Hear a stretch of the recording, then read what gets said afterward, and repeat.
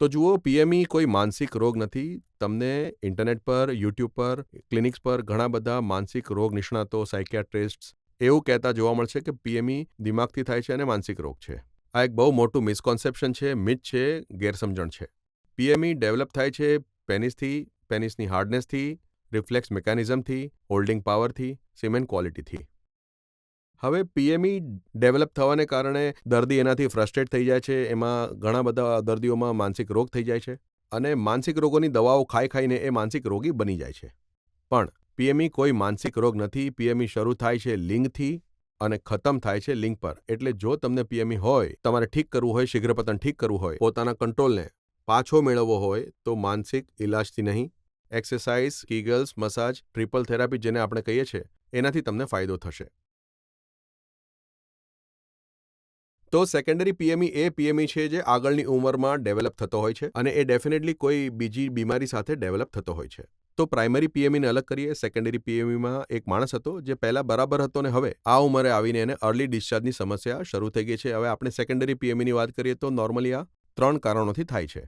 પહેલું છે ડાયાબિટીસ. તો ડાયાબિટીસના દર્દીઓમાં જેમને શુગર થઈ ગઈ છે એ દર્દીઓમાં ઇરેક્ટાઇલ ડિસફંક્શનની સાથે પેનિસની નસો, પેનિસની સેન્સેસરી નસો પણ ખરાબ થાય છે અને ઘણા ડાયાબિટીસના દર્દીઓમાં અર્લી ડિસ્ચાર્જની સમસ્યા ડેવલપ થઈ જાય છે. બીજું છે હોર્મોનલ. જો તમારું ટેસ્ટોસ્ટેરોન લેવલ ડાઉન છે, જેના કારણે તમારી સિમેનની ક્વોલિટી પુઅર થઈ ગઈ છે અથવા સિમેન પૂરી રીતે થીક નથી થતું, એને કારણે તમને પૂરું ઇરેક્શન નથી આવતું, તમારા પેનિસમાં જે સંકોચન આવે છે, એમાં જે શ્રિંકેજ આવે છે, એને કારણે પણ દર્દીઓમાં પીએમઈ ડેવલપ થઈ જાય છે. ત્રીજું છે ઇરેક્ટાઇલ ડિસફંક્શન. તો નોર્મલી જે દર્દીઓમાં હાર્ડનેસ ઓછી થવાની શરૂઆત થાય છે, એમનામાં પણ ધીરે ધીરે પ્રીમેચ્યોર ઇજેક્યુલેશનની સમસ્યા શરૂ થવાનું ચાલુ થાય છે અને ઘણા દર્દીઓમાં ઈડીની સાથે પીએમઈ પણ જોવા મળે છે. અને જો તમે આ બીમારીઓનો ઇલાજ કરાવી લો, તમારી શુગર ઠીક કરો, તમારું હોર્મોન ઠીક, તમારા ઇરેક્શનને ઠીક કરો, તો સાથે સાથે તમને શીઘ્રપતનમાં પણ બહુ જ ઇમ્પ્રુવમેન્ટ મળી જશે.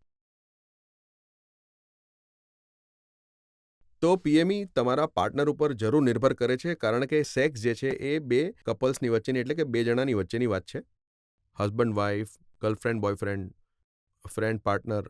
તો અમારે ત્યાં ઘણીવાર એવા પેશન્ટ આવે છે જે કહે છે કે અમને ઘરે અથવા વાઈફ સાથે પીએમઈ નથી થતું, પણ જ્યારે અમે બહાર જઈએ છીએ કે બીજા પાર્ટનરને મળીએ છીએ ત્યારે પીએમઈ થાય છે. ઘણા કહે છે કે અમને એક ગર્લફ્રેન્ડમાં પીએમઈ નથી થતું અને એક ગર્લફ્રેન્ડમાં થાય છે. ઘણા કહે છે કે અમે જો બહુ દૂર રહેતા હોઈએ અમારી વાઈફથી અને મહિનામાં એક જ વાર સેક્સ કરતા હોઈએ તો પીએમઈ થાય છે, પણ અમે જો રેગ્યુલરલી કરતા હોઈએ તો એ પીએમઈ નથી થતું.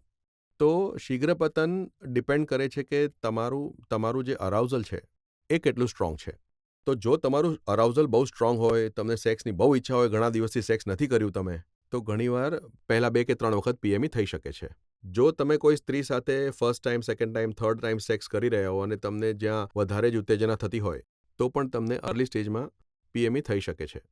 તમારો કોઈ પાર્ટનર એવો હોય કે જેની વજાઇના બહુ ટાઈટ છે અને તમારું જે પેનિસ છે એને વધારે પડતું ફ્રિક્શન અને વધારે પડતું એની અંદર જો સેન્સેશન આવતું હોય, એનાથી પણ પીએમઈ થઈ શકે છે. એઝ વર્સિસ તમારી વાઈફને 2-3 બાળકો થઈ ગયા હોય કે પછી વજાઇના એટલી ટાઈટ ન હોય અથવા એટલું સ્ટિમ્યુલેશન ન મળતું હોય.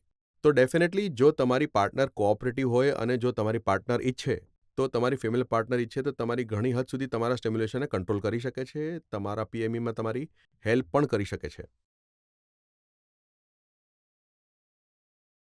તો શીઘ્રપતન વિશે સમાજમાં ઘણા મિસકોન્સેપ્શન્સ છે. આમ તો તમે જાણો છો કે સેક્સના બધા રોગો માટે સમાજમાં મિસકોન્સેપ્શન છે જ, ઘણા બધા છે.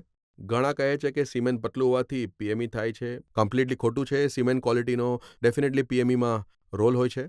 પણ સીમેન પતલું થવાથી ડિસ્ચાર્જ થાય છે એ કમ્પ્લીટલી ફોલ્સ મિસકોન્સેપ્શન છે.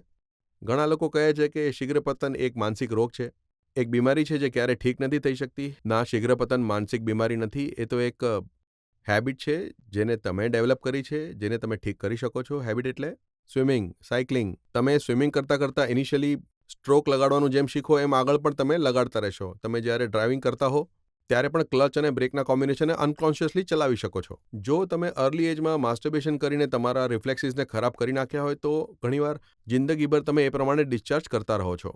તો પીએમઈ એક બીમારી નથી, એક હેબિટ છે જેને તમે ઠીક કરી શકો છો, ચેન્જ કરી શકો છો.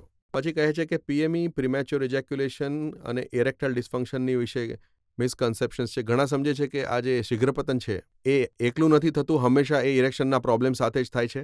એવું નથી. એવા ઘણા દર્દીઓ છે જેમને શીઘ્રપતન જ હોય છે, ઇરેક્ટાઇલ ડિસફંક્શનની કોઈ સમસ્યા નથી હોતી અને એમનો એક પ્રોપર ઉપચાર પોસિબલ છે અને એ થઈ શકે છે. તો હમણાં તમે જોયો એપિસોડ 1 અને એપિસોડ 1માં અમે ઘણી હદ સુધી પ્રીમેચ્યોર ઇજેક્યુલેશનના સૌથી કોમન ક્વેશ્ચન્સના જવાબ આપ્યા. આ જોવાથી તમને સમજાઈ ગયું હશે કે પ્રીમેચ્યોર ઇજેક્યુલેશન એક હેબિટ છે, બીમારી નથી, આ કોઈ માનસિક રોગ નથી. પીએમઈ 2 પ્રકારના હોય છે, પ્રાઇમરી અને સેકન્ડરી. એ બની શકે કે જીવનભર રહે અથવા વધતી ઉંમરે ડેવલપ થઈ શકે. આ ઘણી બીમારીનો ભાગ હોય છે અને બીજી ઘણી બીમારી ઠીક થવાથી આ પણ ઠીક થઈ શકે છે. પ્રીમેચ્યોર ઇજેક્યુલેશન સાથે તમારી વાઈફનો ઘણો ખરો સંબંધ હોય છે અને જો તમારી પાર્ટનર સપોર્ટિવ હોય તો ઘણા દર્દીઓ પાર્ટનરની મદદથી જ પ્રીમેચ્યોર ઇજેક્યુલેશન પર કંટ્રોલ પામી લે છે. સૌથી મોટું મિસકોન્સેપ્શન એ છે કે શીઘ્રપતન પ્રીમેચ્યોર ઇજેક્યુલેશનનો કોઈ ઉપચાર નથી. ના, એવું નથી. જો આ બીમારીને પ્રોપરલી સમજવામાં આવે અને સારા એન્ડ્રોલોજિસ્ટને બતાડવામાં આવે તો એ આ તમારી બીમારીને પકડીને એનો બહુ જ સરસ ઉપચાર કરી શકે છે. તો એપિસોડ 1 તમને સમજાયો હોય, ગમ્યો હોય તો પ્લીઝ તમે એને લાઇક કરજો અને એપિસોડ 2 એની લિંક આમાં આપવામાં આવી છે, એને તમે જરૂર જોજો, કારણ કે એ એપિસોડમાં તમે આ બીમારી સામે કેવી રીતે લડી શકો, એના પર જીત કેવી રીતે મેળવી શકો, આ બીમારીના કેટલા લેટેસ્ટ ઉપચાર અવેલેબલ છે, એ વિશે આપણે એમાં વાત કરીશું. તો please subscribe to my channel, like my videos, share with your friends. અને જો તમને કોઈ ડાઉટ હોય તો હું તમારી સાથે વોટ્સએપ પર, ઈમેલ પર, ફેસબુક પર, ઇન્સ્ટાગ્રામ પર અને ક્લિનિક પર તો અવેલેબલ છું જ. Thank you so much. Take care.